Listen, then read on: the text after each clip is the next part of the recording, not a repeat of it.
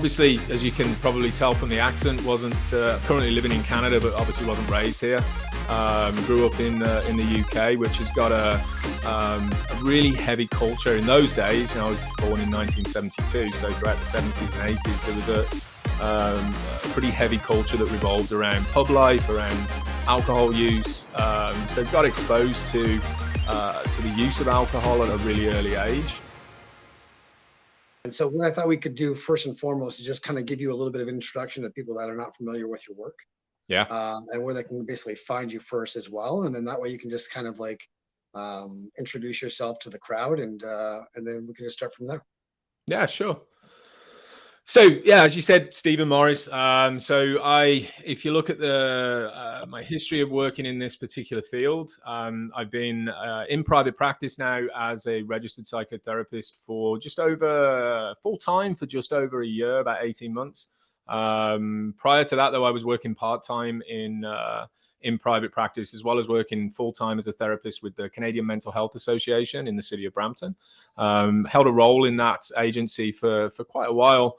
6 or 7 years, holding various different positions, primarily as a therapist in their addiction and mental health program.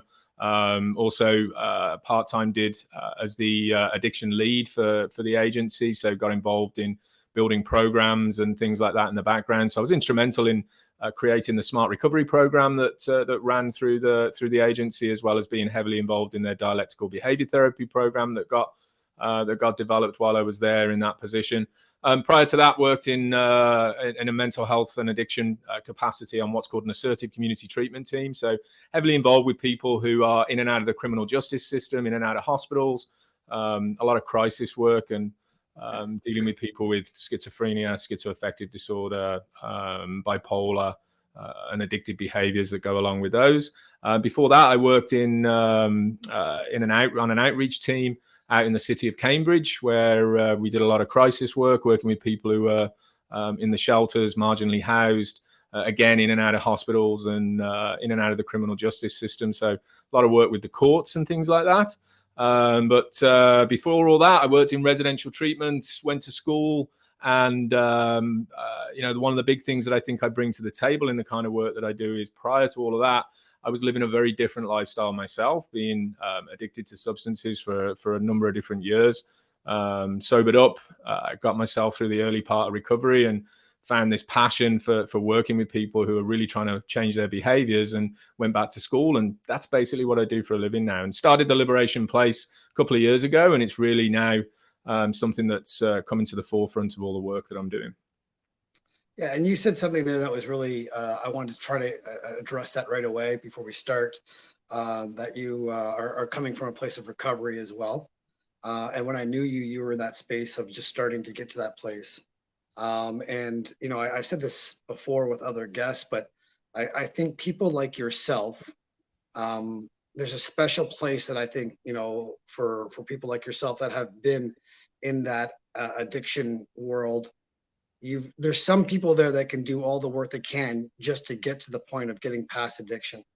And then there's people actually out there that can, clear that space and then help other people, like yourself, like I've sat into your meetings as well, and all the, the clinics that you curate as well over the years.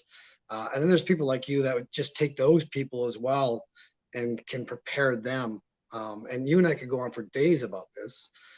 Because I really think that throughout the years, you've done nothing but add more layers of clarity, sobriety, awareness, and being able to understand people and their psychology pathologies as well, to really help them find out what are the issues that they're dealing with, that they use the coping mechanism of addiction to cope with, to escape with from reality as well. So I thought we'd just start with yours first, so people can understand where yours is at. What was your story that you were able to share? Yeah, absolutely. So I was obviously, as you can probably tell from the accent, wasn't currently living in Canada, but obviously wasn't raised here.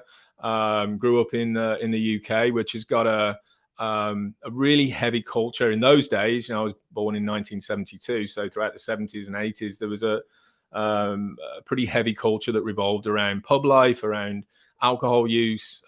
So got exposed to to the use of alcohol at a really early age. Actually took my first drink when I was about 10. I remember being in a party and somebody smuggled a can of booze upstairs and was like, "Hey, somebody who's going to drink this?" So I was the fun guy who decided that I was going to drink it. Obviously, completely knocked me out at that time. But by the time I got to about 14, I was drinking quite regularly. Discovered my friend had got his dad had got his cellar full of homemade wine and beer and stuff like that. So we started drinking that on weekends and drinking regularly by the time I was in my mid-teens. I think it really started to progress into becoming problematic for me when I was probably in my late teens, early 20s. There was a lot of people that were starting to point out that, maybe I had a problem with this thing, but being young and full of energy in those days, just thought, nah, that's not the case. I just like a drink, one of those kind of responses that come out of the UK all the time.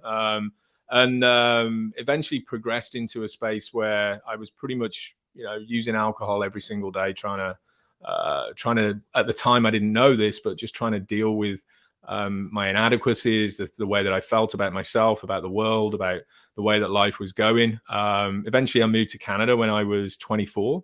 And by the time I landed here, I'd got a pretty significant alcohol addiction when I look back at it now.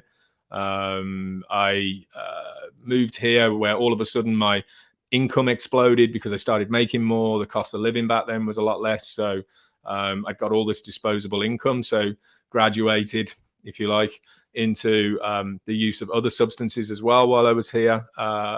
So alcohol, marijuana, amphetamines started to become really problematic for me.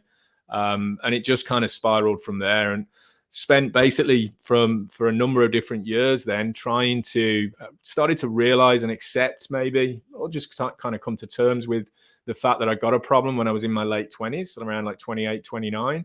But really just struggled in and out of quitting for short periods of time.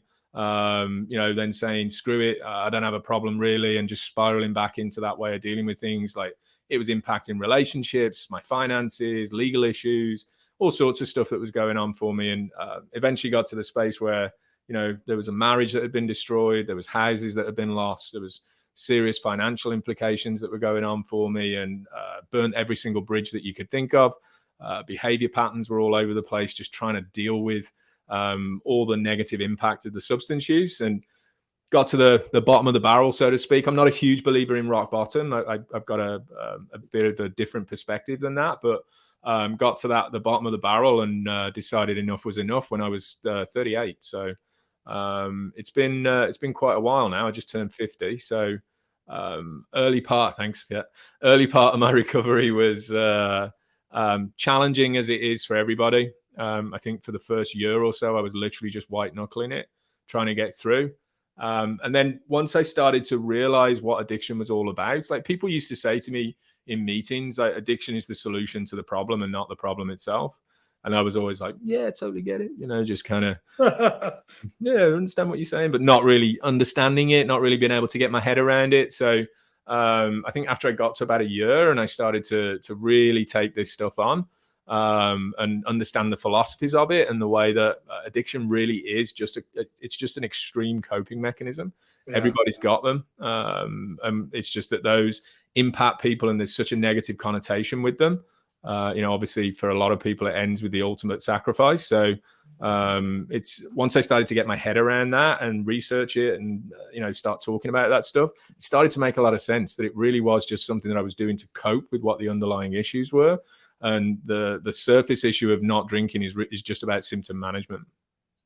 Yeah, and I think you bring up a really great point about that being a coping mechanism as well. I mean, there's obviously the backstory of what we're dealing with. You mentioned inadequacies, self-esteem, trauma. These are big things as well. Yeah. That we as human beings. I had a great mentor one time that said, Chuck, most human beings don't want to be better; they just simply want to feel better. And feeling better is escape. Like the pain that I'm in the moment. And the human brain obviously just wants to get out of that pain in the moment, and it doesn't care about tomorrow or the next day, and it just feeds that cyclical, pathological behavior. 100%. That we do as well. One of the things that I loved about your journey as well, and as long as I've known you for, is your understanding of of this concept, and especially of trauma, being able to walk through your own personal experiences, and then being able to work with people in helping them understand themselves through the pathologies as well. So I thought maybe you could just speak a little bit too about the behavioral patterns that go along with addiction, and how that plays out and people use for coping mechanisms. Yeah, so I mean, the underlying issues are something that ultimately we do want to get to, because when you're trying to develop any kind of recovery, we have to start off with the fundamental principle that the addiction, the addictive behavior, the compulsive behavior, the obsessive behavior, whichever category you're throwing it into, is literally just the solution to the problem. It's the thing that you're turning to try to cope. Underneath all of that, there are fundamental issues that primarily, when we start to dig underneath the surface, revolve around our inability to cope with some kind of an emotion. So when we go into any kind of recovery journey, there's kind of phases that you go through. So the first steps revolve around the physical dependency, which, every substance that's out there has some kind of physical dependency, even marijuana, even though a lot of people think that it doesn't. One of the things that's come out of the research that we've been doing after legalization of marijuana in this country is we've come to the realization that there is a very mild physical dependency that builds on it. Most of it is a psychological dependency, and it is extremely psychologically addictive. But so the first thing that we go through in that recovery space is this physical dependency aspect of things. And generally speaking, I know that it varies from substance to substance, but marijuana, for example, can sit in your fat cells for a really long time. But generally speaking, rule of thumb, that physical dependency aspect of things is pretty much out of your system after about a week. So during that first week, there's a lot of physical drive, this craving to go back to that particular substance. Or process two, we go through a very similar kind of phase when we're coming down from some kind of process because of the dopamine crash that's in your system. We can talk about that a little bit more. So basically what happens is this physical dependency piece becomes really it's like a drive to go back into that behavior, to do that thing because your body's craving it. After that, the next kind of phase that you go through is you start to get into the habitual aspect of things. So habit becomes like we form these habits over a really long time. So revolving around people, places, and things. So who are the people that I hang out with? What are the places that I go to? What are the things that I do?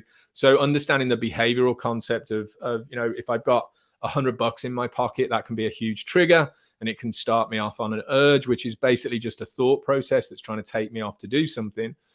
So let's not keep $100 in your pocket. Let's keep the money down. I mean, for some people, it's even less than that. So things like $20 and things. So not keeping cash on you. Once you get through that habitual aspect of things, so putting different positive behaviors in its place. If you just remove a negative coping mechanism and expect that you're suddenly going to be okay. So a lot of people say to me, all you've got to do is just stop drinking. Yeah, you stop drinking and you just crash into another like really obsessive kind of behavior pattern, trying to find the solution to that problem, because the last thing we want to do is deal with the third thing, which is that emotional aspect of things. So, the primary emotions that most people seem to struggle with in the work that I do with them, including myself, seems to revolve around guilt, shame, sadness, and loneliness, and the fear that comes into your system. So an anxiety that comes into your system about dealing with those particular emotions. So it's not necessarily that you have to experience those emotions. Don't get me wrong, if you are experiencing those emotions. So, if you take an action that causes you to feel guilty, or if you're doing things that make you feel ashamed, then your system goes on high alert and you spiral into this coping mechanism trying to deal with it. But you don't even necessarily have to experience those emotions. It can just be the suggestion that those emotions might be experienced in the future that can send your system into this spiral of coping mechanisms. So,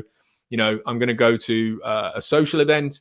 I'm not drinking right now. People are going to ask me a whole bunch of questions. I'm going to feel ashamed of that. So I need to, because I'm different and I don't fit in, which makes me feel lonely. So just the thought process of, being invited to that particular social event activates this sense of fear in your system and spirals you into a place of wanting to cope, because you just can't face the fact that you might be exposed to those particular emotions. And those are what we call the vulnerabilities underneath the surface.